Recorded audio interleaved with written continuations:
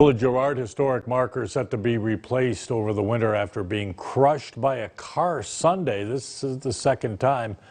Fontaine Glenn's in the control room with more on what's next for the Girard canon.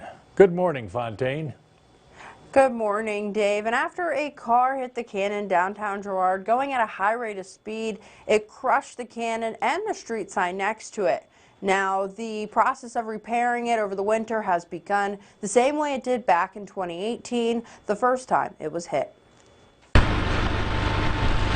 What's left of the cannon in downtown Girard is now on its way to be fixed after being crushed by a car Sunday evening. There's one person in the vehicle, no injuries reported. The driver was arrested and charged with driving under the influence, driving under suspension, and other traffic violations as well. It's not the first time the cannon was hit. Back in 2018, the cannon was damaged by a hit and run. Peter Burton using granite tablets as its base in case it was to happen again.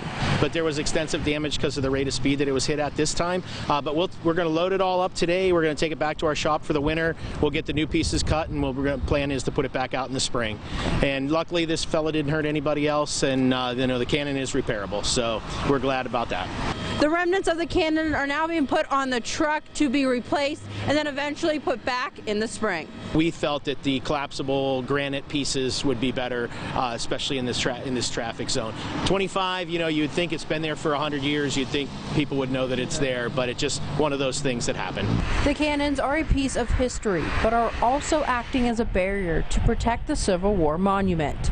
We'd rather not have anybody hit the Civil War monument because that would be irreplaceable. Burton also told me that the borough did pay for the repairs back in 2018, but he expects the driver's insurance to cover the cost for this repair, and it should be about $3,000. Dave? Fontaine Glenn reporting from the control room. Thanks, Fontaine.